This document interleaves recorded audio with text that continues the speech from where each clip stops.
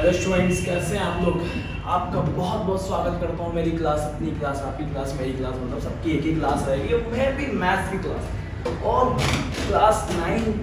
तो आपको पता ही होगा क्लास 9 के कुछ टॉपिक्स हम इस वीडियो से बहुत ज़्यादा कवर कर चुके हैं। 4.3 पे पहुँच गए हैं हम, है ना। ये तो आप बखूबी जानते हैं और बखूबी अच्छा रिश्ता हो गया मतलब हम लोग का आपके साथ। एक बहुत अच्छा रिलेशनशिप हो गया, एक बहुत अच्छा बॉन्डिंग हो गई है हमारी। तो मैं तो सबसे पहले उनका स्वागत करूंगा जो मेरी पहली बार वीडियो देख रहे हैं, तो उनका बहुत बहुत बहुत ज़्यादा स्वागत है, बहुत ज़्यादा स्वागत करो जो मेरी फर्स्ट टाइम वीडियो देख रहे हैं। और जो पहले से देखते हुए आ रहा है उनके लिए तो दिल से शुक्रिया अदा कर रहा हूँ, दिल से थैंक यू कि आप लगातार मेरी वीडियोस देख रहे हैं। और लगातार मैं आपको जितना हो सकता है, जितना सारी चीज़ें हैं वो आपको मैं कवर करके दे रहा हूँ, है ना। और जहाँ भी कोई डाउट होता है तो आप मुझे प्लीज़ कमेंट सेक्शन में बताएं, है ना, ताकि मैं आपका डाउट क्लियर कर सकूँ। क्लियर है?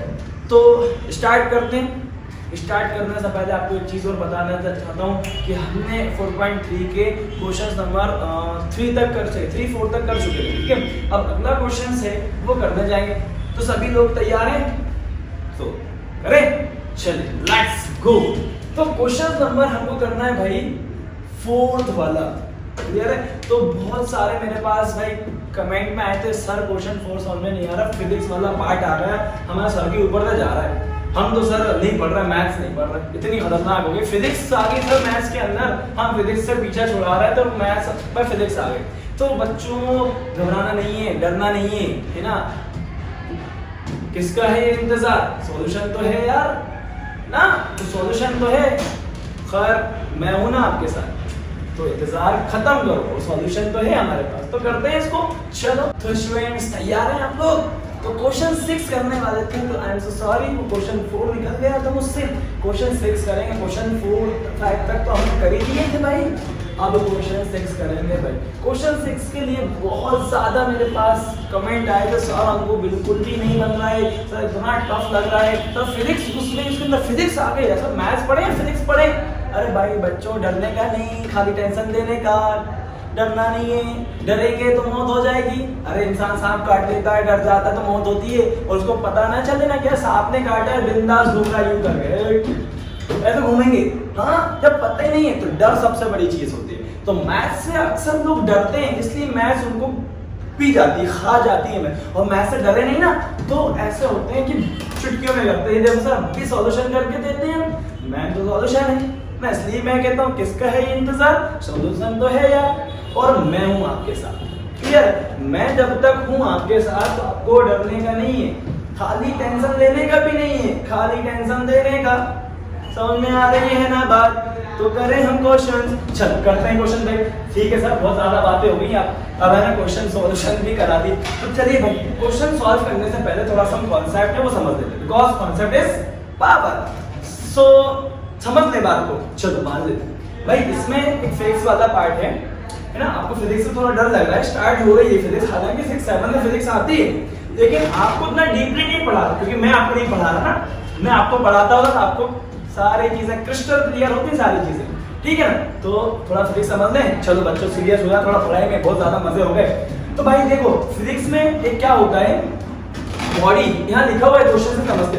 If the work done bye a body on application, भाई ठीक है sir, if the work done bye a body on application, किसी एप्लीकेशन पर वर्क हो रहा है, क्या हो रहा है, काम हो रहा है। काम का मतलब, अरे सर वो मजदूरी वाला काम नहीं, क्या मजदूरी छत लेके गए, टाड़ी यूं लेके जा रहे हैं भाई साहब और काम करने छत बना, भाई वो भी वर्क है, वो भी काम है ना। हम काम नहीं करेंगे ना तो काम बिल्कुल भी नहीं होगा। अरे वर्क ही नहीं हो रहा, अब एप्लीकेशन पे वर्क करोगे तभी तो वर्क कहलाएगा। क्लियर? चलो तो if the work done by body, या इसमें बोला if the work done on application, work हो रहा है, किस पे हो रहा है, एप्लीकेशन पे हो रहा है भाई। हम काम करेंगे किसी बॉडी पे काम करेंगे ना, नहीं करेंगे क्या? तो ये हमारे पास मान लो बॉडी है, इस पे हम काम करेंगे। अरे वहां चला गया, यहां से वहां चला गया, तो काम किया ना, वर्क किया ना हमने इस पे। यहां था देखो इनिशियल पॉइंट था, इनिशियल से कहां चला गया, ये फाइनल। भाई जहाँ स्टार्ट होता है इनिशियल कहलाता है, मैं आपको बता देता हूँ। जहाँ पे स्टार्ट होता है इनिशियल होता है और जहाँ पे खत्म हो जाता है फाइनल पॉइंट होता है। क्लियर? चलो तो भाई ये चीज सब समझ में आ गई। इनिशियल तो ठीक है। अब मैंने क्या बोला भाई, ये मार्कर पे वर्क हुआ क्या नहीं हुआ? भाई इनिशियल है, इनिशियल पे ही रहेगा तो कैसे वर्क होगा? समझ में आ रही बात? यहीं पे है तो वर्क कैसे होगा? अब मैंने इसको थोड़ा पुश करा। क्या करा? पुश। पुश मतलब हल्का सा धक्का दिया। भाई धक्का दिया, ये आगे, अरे आगे क्या नहीं आगे, तो भाई यहां से यहां तक आगे। समझ में आ रही बात? तो भाई यहाँ पे इस बॉडी पे हमने वर्क लगाया ना, अरे काम किया कि नहीं किया? अरे भाई काम नहीं करते तो वहां से उठता क्या? समझ में आ रही बात? चलो क्लियर है। तो भाई हमने क्या करना, if the work done bye a body, किसी बॉडी द्वारा, हमारी बॉडी द्वारा होगा ना कि अपने आप हवा में उड़ के चले जाएंगे भाई साहब उधर पहुंचे? अरे बिल्कुल नहीं पहुंचे भाई, बॉडी के थ्रू ही तो हम उसको वर्क कर सकते हैं। भाई एक आदमी, इंसान, मजदूर जो होता है वो रेट कितनी उठाता है? आपको मालूम होगा, आपके घर में भी आप काम करते होंगे भाई। तो चलो एग्जांपल आपके घर का लेता हूँ, लड़कियों का एग्जांपल दे देता हूँ। भाई लड़की भाई साहब क्या करती हैं, घर में खाना बना रही है, और तो क्या खाना अपने आप बनेगा क्या? हाँ सर अपने आप तो बनता है खाना। अरे खाना अपने आप बनता है, लेकिन सामान तो हम डालते हैं ना, हम नहीं डालेंगे तो कहाँ से खाना बनेगा?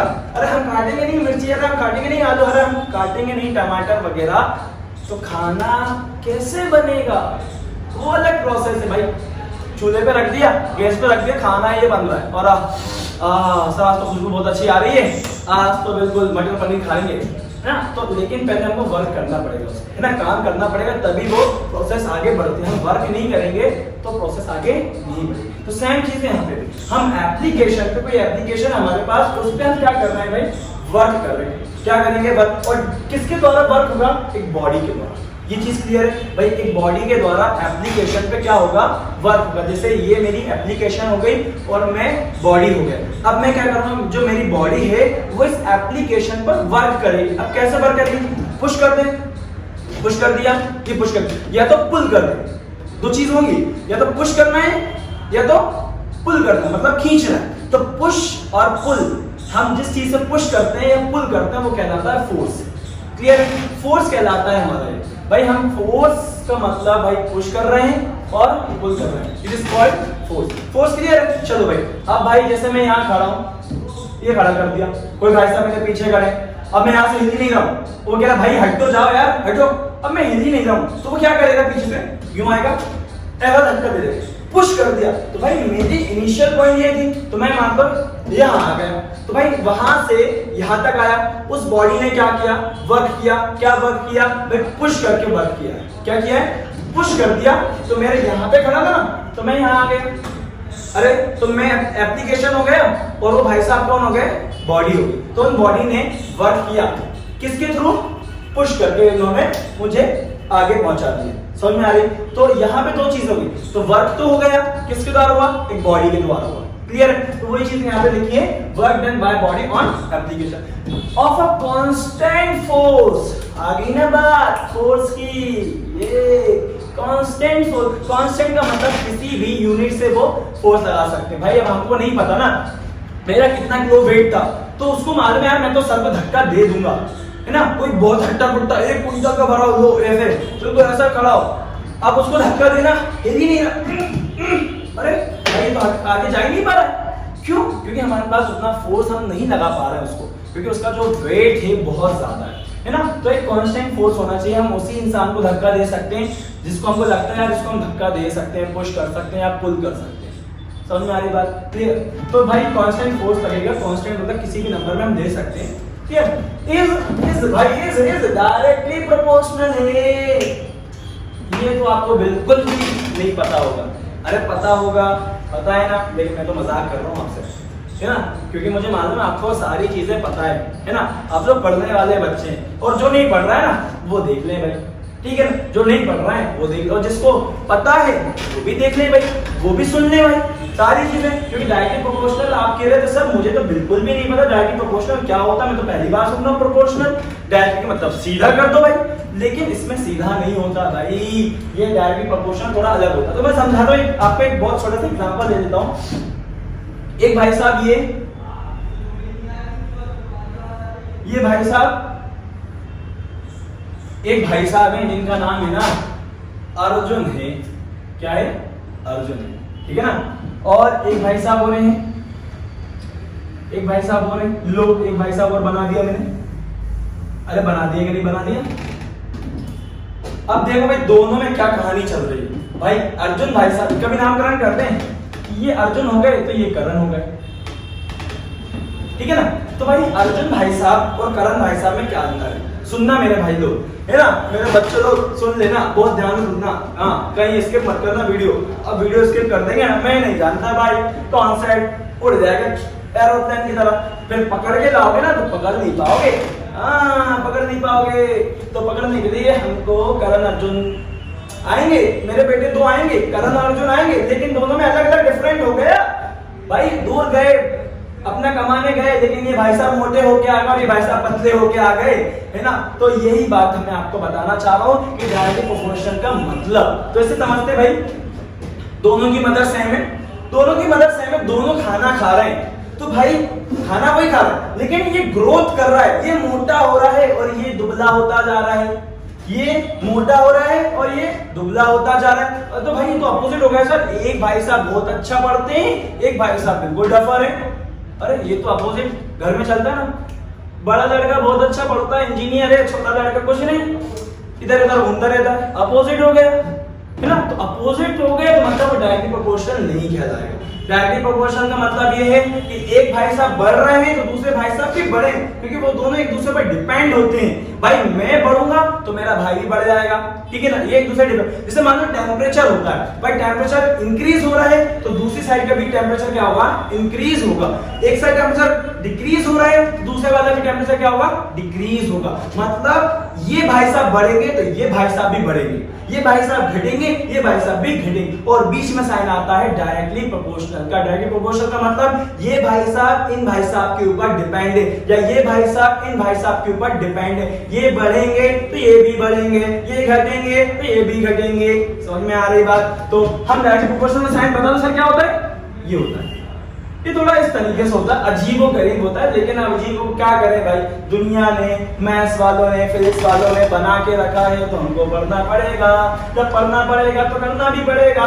समझ में आ रही बात। चलो तो भाई डायरेक्ट प्रोपोर्शनल का साइन होता है, घबराना मत बच्चों, ये साइन है और कुछ नहीं है, एक ये कोड वर्ड हो गया, तो डायरेक्ट प्रोपोर्शनल का साइन होता है। ये उनके बीच में आता है, जैसे कोई दो नंबर बोले कि भाई ये और ये दोनों डायरेक्टली प्रोपोर्शनल है, तो इससे ये समझना कि सर ये वाला मार्कर इंक्रीज हो रहा होगा तो ये भी इंक्रीज होगा, ये मार्कर डिक्रीज होगा तो ये मार्कर भी डिक्रीज होगा। मतलब दोनों एक दूसरे पर क्या होते हैं, डिपेंड। मतलब ये भाई साहब टुकटुकी लगा के बैठे हुए हैं, ऐसे बैठे, वो भाई साहब बढ़ रहे हैं वो भी ऐसे बढ़ेंगे, वो ऐसे डाउन हो रहे हैं ये भी ऐसे डाउन होंगे। तो ये बात है, तो इसका मतलब होता है डायरेक्टली प्रोपोर्शनल। क्लियर है चीज। चलो अब आगे मैं directly proportional work done by body on application, application पे हमारा क्या हो रहा है, वर्क हो रहा है। अब एक कांस्टेंट फोर्स, उस पे कोई फोर्स लगेगा ना भाई, ये मैं खड़ा हूं बिल्कुल, समझ में आ रही बात, इस पे काम होगा, पीछे से कोई फोर्स लगाएगा, ये लगा दिया तो मेरी एप्लीकेशन में हो गया, एप्लीकेशन वर्क हुआ, काम हुआ, क्या लगा के, फोर्स लगा के। अब वो प्रोपोर्शनल है, वो प्रोपोर्शनल है किस पे, directly proportional to the distance travel by the body. वो बॉडी ने कितना डिस्टेंस ट्रेवल किया, मतलब मैं फोर्स लगाऊंगा तो डिस्टेंस बढ़ेगा। अरे बढ़ेगा कि नहीं बढ़ेगा। मान लो ये मैं ही मान लो एग्जांपल मेरे ले रहा, मेरे एग्जांपल ले रहा है। चलो भाई तो यहां पे मैंने धक्का दिया, इनिशियल पॉइंट मेरा क्या होगा, 0 होगा। अब 0 हुआ, पुश करा तो भाई पुश करा मतलब फोर्स लगा, अरे लगा क्या नहीं लगा, लगा डाला झिंगा डाला कर दिया भाई। तो हमने फोर्स लगाया तो क्या मेरा डिस्टेंस मूव हुआ है, क्या डिस्टेंस बढ़ा है, क्या मेरा बिल्कुल बढ़ा है। मेरा डिस्टेंस कुछ था, मान लो यहाँ पे मेरा डिस्टेंस था, मैं यहाँ पे खड़ा था और यहाँ से मैं यहाँ आ गया। अरे आया कि नहीं आया, फोर्स लगाया, फोर्स ऐसा फोर्स लगाया तो मेरी बॉडी ने वर्क किया, काम किया, यहां से यहां तक आया। मान लो 3 मीटर की डिस्टेंस हो गई तो फोर्स बढ़ा और डिस्टेंस भी बढ़ गया। इसलिए जो हम फोर्स लगाएंगे एप्लीकेशन पर वो डायरेक्टली प्रोपोर्शनल होगा किससे, distance travel by the body. जो बॉडी के द्वारा डिस्टेंस ट्रेवल होगा, आगे बढ़ेंगे, वो दोनों बराबर मतलब एक दूसरे पर डिपेंड होंगे भाई। मतलब वर्क होगा, फोर्स बढ़ेगा तो डिस्टेंस ही बढ़ेगा।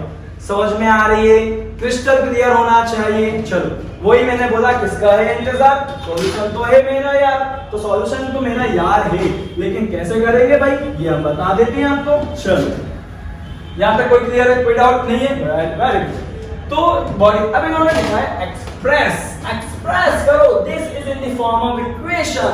आपको एक्सप्रेस करना है किसके फॉर्म में, इक्वेशन बनाना है भाई। हाँ इक्वेशन बनाना है, मतलब इक्वल का साइन आने वाला है भाई। क्या आने वाला है, इक्वेशन का साइन आने वाला है, क्योंकि इक्वेशन क्या कहती है, इक्वलिटी। इक्वलिटी क्या कहती है, LHS and RHS both are same.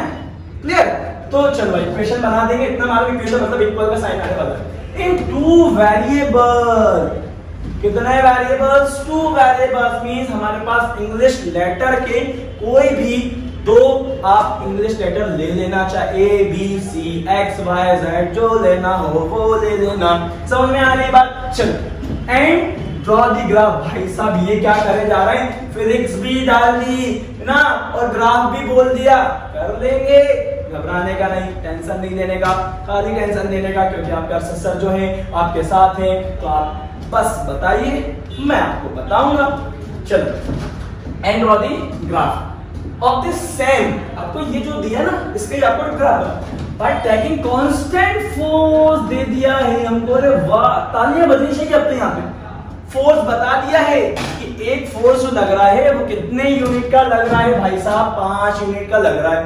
मतलब ये भाई साहब मैं हूं, कोई भाई साहब मेरे पीछे खड़े हैं, वो भाई साहब मुझको धक्का दे रहे हैं, तो धक्का देने में क्या होगा भाई, धक्का देने में होगा 5 यूनिट का फोर्स लगा रहे हो, बस ऐसा हो गया, ऐसा लगा दिया तो 5 यूनिट का फोर्स लगाया।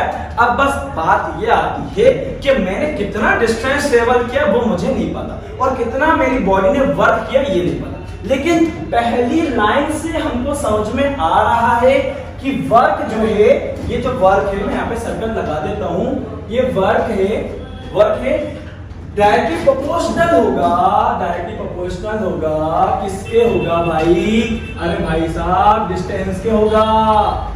अरे होगा कि नहीं होगा, मैं यहाँ पे ऐसा लिख दूं, आपकी मर्जी आपकी इजाजत हो तो, work is directly proportional to the distance.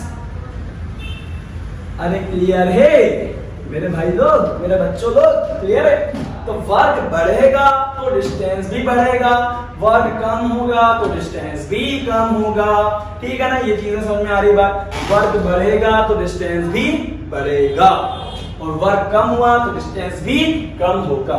तो ये क्लियर है, चीजें क्रिस्टल क्लियर होना चाहिए, जरा सा भी 0.1% डाउट नहीं होना चाहिए, क्योंकि 0.1% हमारे अंदर वायरस रह गया ना, खा जाएगा धीरे धीरे, और मैं नहीं जानता बचोगे नहीं। हाँ फिर मैं भी नहीं बचा पाऊंगा आपको, क्योंकि मैं कोई आपको एंटीडोट नहीं दे पाऊंगा। अभी दे रहा हूँ, बहुत सारे एंटीडोट दे दूंगा, हर एक क्वेश्चन का एंटीडोट दे दूंगा, हर एक क्वेश्चन को आपको सॉल्यूशन बना के दे दूंगा। Work is directly proportional to distance. तो यहां से लगा work done by body, application में बॉडी वर्क हुआ, क्या हुआ, वर्क हुआ, कांस्टेंट फोर्स, एक फोर्स लगा होगा हमको नहीं पता, फिर डायरेक्टली प्रोपोर्शनल किसका हुआ, डिस्टेंस, डायरेक्टली प्रोपोर्शनल मतलब डिस्टेंस, वर्क बड़ा डिस्टेंस का। अब इन्होंने यहां दे दिया कांस्टेंट फोर्स कितना लगेगा। हां अच्छा, अब ये बताओ एक चीज याद रखना हमेशा कि इन माइंड, डायरेक्टली प्रोपोर्शनल का साइन हटाते हैं हम, इक्वल में चेंज करते हैं। किस में चेंज करते हैं, इक्वल में चेंज करते हैं, लेकिन इक्वल में चेंज करने से पहले कोई कांस्टेंट वैल्यू आती है, कोई कांस्टेंट वैल्यू आती है, जैसे कि दो रिलेशन के बीच में तीसरा और आता है उसके अंदर। जैसे कि मैं यहाँ पे खड़ा था, आपको बताया मैंने यहाँ पे खड़ा था, उसके बाद कोई पीछे से आया, पीछे ने क्या करा, मुझे पुश करा, पुश मतलब फोर्स लगाया, क्या लगाया, तो मेरी बॉडी ने वर्क किया। अरे वर्क किया मतलब मेरा डिस्टेंस बढ़ा, ये दो का रिलेशन हो गया, वर्क किया मेरी बॉडी ने और मेरा डिस्टेंस बढ़ गया। अरे दोनों चीज में एक चीज आ गई ना कॉमन। अरे जब भाई साहब फोर्स लगाएंगे तभी तो हम आगे बढ़ेंगे, तो जब डायरेक्टली प्रोपोर्शनल का साइन हटाते हैं ना, तो एक कांस्टेंट फोर्स आ जाता है। क्या आता है, कांस्टेंट फोर्स, क्योंकि हम फोर्स के बिना तो हम बॉडी को वर्क नहीं कर सकते ना, इसलिए यहाँ पे क्या होता है, equal force multiply distance. Clear है। तो हम जब डायरेक्टली प्रोपोर्शनल का साइन हटाते हैं तो उन दोनों के रिलेशन में एक और बीच में भाई साहब आते हैं, टांग अड़ाने आते हैं, तो अड़ाने दो ना, हमका क्या करना है भाई, बेटे दे दो भाई, टांग अड़ा आ जा भाई तुम भी उससे भी दोस्ती कर लेंगे। तो ये वर्क जब होगा तो डिस्टेंस बढ़ेगा, लेकिन जब कौन बढ़ा रहा है, ये फोर्स कर रहा है। इन सब के पीछे कहानी किसकी है, फोर्स की है। पुश करना या पुल करना, पुल कर दिया तो डिस्टेंस आगे आ गया, मतलब बॉडी ने वर्क किया, किसने किया, फोर्स ने कर दिया, इसलिए फोर्स है। डायरेक्ट प्रोपोर्शनल साइन हटाओ, इक्वल लगाओ, क्या लग जाता है, फोर्स। अच्छा हमको वर्क तो नहीं पता ना डिस्टेंस पता है, तो हम मान लेते हैं let the body work, let the work done bye a body. ये मान लो हमको नहीं पता तो मैंने आपको बताया जब भी कोई नहीं पता होता भाई मान लो, अरे क्या मान लो, x मान लो, मानो तो गंगा, ना मानो तो बहता हुआ पानी ऐसा जा रहा है। तो let the work done bye a body and distance, हमको डिस्टेंस भी नहीं पता है, and distance travel bye a body. भाई डिस्टेंस बॉडी ट्रेवल करेगी ना, और कोई थोड़ी करेगा, बाय अ बॉडी। इसको क्या मान लिया भाई, y मान लिया। हमको नहीं पता था, हमने वर्क डन जो वर्क होगा एक बॉडी के द्वारा उसको मान लिया x, और जो डिस्टेंस ट्रेवल होगा बॉडी के द्वारा उसको क्या मान लिया y। तो देखो भाई यहाँ पे क्या लिखा है, अरे वर्क लिखा है ना, तो इस वर्क की जब मैं क्या लिख दूं, x लिख दूं, क्योंकि वर्क डन को क्या माना है x, और यहाँ पे क्या है, फोर्स है भाई, ये मैंने फोर्स लिख दिया, क्लियर है। अब मल्टीप्लाई, डिस्टेंस को क्या माना है मैंने भाई, y माना, क्या माना है, तो ये हमारी यहाँ से आ गई इक्वेशन, क्या आ गई है, इक्वेशन आ गई। अच्छा सर एक चीज और पता है हमको, एक चीज और पता है, इसको रफ कर दूं, ठीक है रफ कर देता हूं भाई इसको, चलो भाई चलो।